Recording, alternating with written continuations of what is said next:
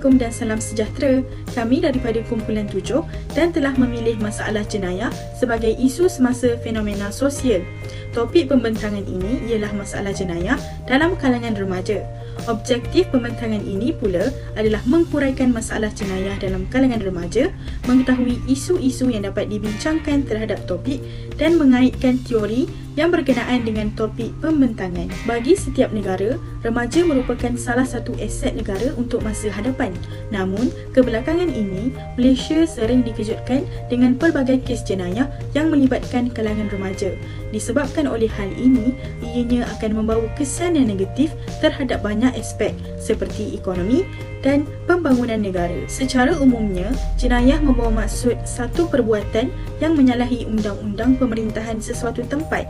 Meskipun Malaysia sering dikejutkan dengan kes-kes jenayah yang semakin berleluasa, namun ianya bukanlah satu perkara yang baharu. Salah satu jenayah yang sering berlaku dalam kalangan remaja ialah jenayah buli, di mana pada bulan Disember yang lalu, sebuah video telah tular di media sosial. Rakaman video tersebut menunjukkan sekumpulan pelajar tingkatan 1 sedang membuli seorang pelajar dan seorang daripada mereka sedang menumbuk perut pelajar yang dibuli tersebut. Ada juga jenayah mencuri, jenayah pembuangan bayi dan sebagainya. Di sini, kita dapat lihat bahawa sangat banyak kes jenayah yang melibatkan remaja. Punca masalah jenayah dalam kalangan remaja antaranya ialah didikan yang kurang sempurna daripada ibu bapa dan keluarga. Ibu bapa ialah orang yang paling dekat dan yang paling penting dalam pembentukan peribadi dan sasiah di kalangan anak-anak. Pada zaman teknologi maklumat dan globalisasi sekarang, mereka sentiasa sibuk bekerja dalam mengisi tuntutan kebendaan sehingga mereka lupa akan tanggungjawab hakiki mereka, iaitu mendidik dan mengajar anak-anak menjadi insan yang sempurna. Inilah punca yang utama yang menyebabkan akhlak pelajar-pelajar dan remaja-remaja runtuh.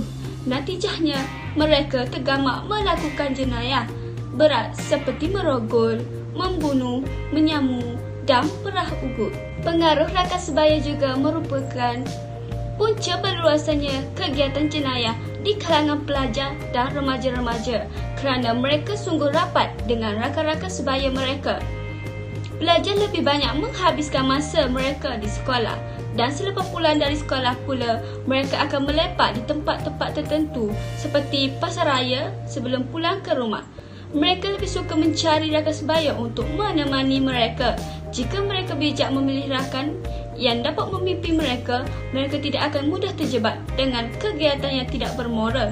Sebaliknya, jika mereka tersalah pilih rakan, sudah pasti mereka juga akan berkelakuan tidak bermoral kerana sememangnya remaja-remaja mudah terikut dengan perangai rakan. Di sinilah berpuncanya kegiatan jenayah seperti peristiwa membakar sekolah, kes ragut dan sebagainya.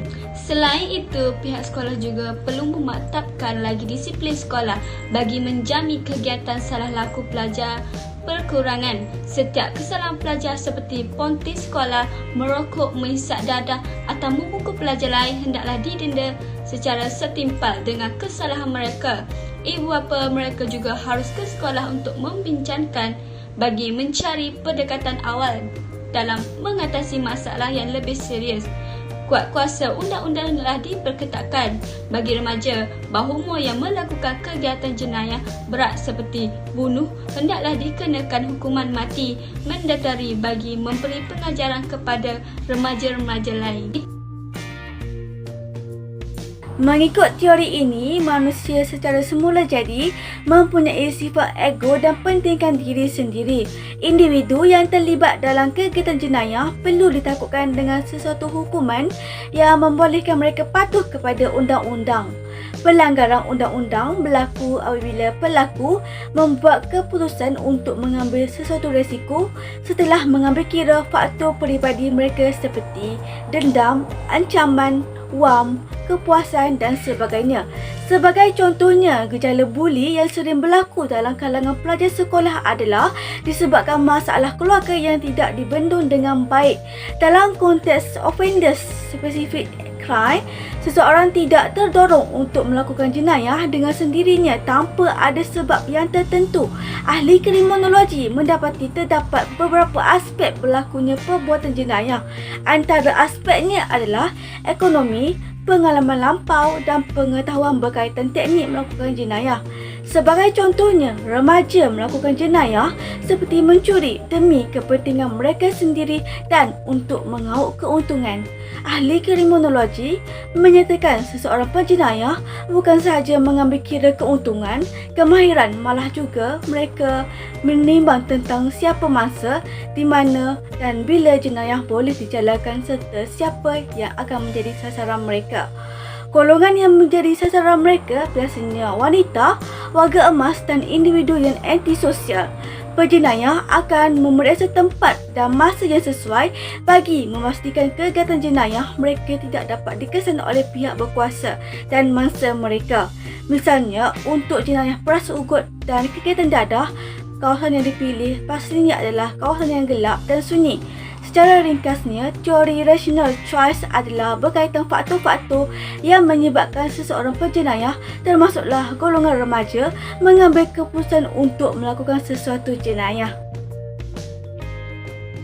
Masyarakat seharusnya menyedari tanggungjawab dalam membanteras masalah jenayah dalam kalangan remaja. Salah satu usahanya ialah orang terdekat mestilah sentiasa berkomunikasi dengan remaja tersebut, terutamanya ibu bapa. Ibu bapa mestilah bijak dalam perkara mendidik anak-anak agar tidak terlibat dalam perkara yang tidak diinginkan. Perkara seperti hal agama juga penting untuk diajari, kerana dengan itu anak-anak akan dapat membezakan perkara yang betul dan salah. Mewujudkan konsep bandar dan pekan selamat juga merupakan usaha dalam menangani masalah jenayah dalam kalangan remaja. Dengan kewujudan konsep ini, berbagai perkara yang dapat dilakukan dalam menjaga keselamatan kawasan tempat tinggal. Contohnya, pegawai keselamatan membahagikan anggotanya kepada setiap kawasan demi memastikan kawasan tersebut bebas daripada kes kecurian, perompakan dan sebagainya. Dalam pada itu, ia juga dapat memberi amaran kepada si penjenayah memandangkan penjenayah masih muda dan mereka mudah untuk merasa takut jika konsep ini diwujudkan. Usaha dalam menangani masalah jenayah dalam kalangan remaja ialah kerajaan boleh memperluaskan peluang pekerjaan. Ini disebabkan oleh mereka ingin mencari duit dan gagal mendapatkan kerja. Jadi dengan usaha ini, ianya akan membuka mata remaja yang sedang terdesak mencari duit. Duit yang didapati juga halal dan semestinya dapat menjamin kesejahteraan remaja tersebut sehingga mereka dewasa. Selain itu, kempen-kempen pencegahan jenayah juga boleh diadakan di setiap sekolah. Berbagai kempen yang kebiasaannya diadakan mampu meningkatkan kesedaran dalam kalangan remaja agar mereka berasa takut untuk melakukan jenayah. Antaranya seperti tayangan video, pameran berusulkan jenayah dan menjemput pegawai polis untuk memberi ucapan mengenai kegiatan jenayah, kesan dan hukuman kepada pesalah. Natijanya, terdapat pelbagai usaha yang boleh dilakukan bagi membendung jenayah sosial di negara ini. Kesimpulannya, kegiatan jenayah dalam kalangan remaja mendatangkan impak negatif kepada diri, masyarakat dan negara, malah turut menjadi virus epidemik yang akan menjatuhkan imej negara di mata seantero dunia. Masalah ini tidak dapat dibanteras tanpa kerjasama dari semua pihak. Pihak kerajaan juga perlu berusaha sedaya upaya dalam menguatkuasakan undang-undang secara lebih efektif demi kepentingan ketenteraman awam dan pencegahan bagi masalah jenayah ini. Undang-undang pula perlu dilaksanakan secara adil dan saksama. Remaja juga harus didedahkan kepada isu-isu semasa, kempen-kempen yang berfaedah dan sebagainya. Hal ini bagi menyedarkan mereka bahawa mereka adalah generasi harapan negara supaya mereka tidak terjebak dengan kes-kes jenayah yang bakal merosakkan masa depan mereka. Selain itu, semua pihak turut harus lebih berwaspada dengan kegiatan jenayah yang mungkin berlaku serta mengambil tahu langkah-langkah yang berkesan dalam menghadapi situasi tersebut. Sebelum nasi menjadi bubur, masyarakat harus berganding bahu dalam membanteras jenayah yang semakin menjadi-jadi di negara kita. Hal ini turut dapat mengurangkan kadar jenayah dalam kalangan remaja dan negara kita dapat melahirkan remaja yang bersahsiah tinggi dan lebih berbudi pekerti. Ini bersesuaian dengan pepatah, mencegah lebih baik daripada mengubati.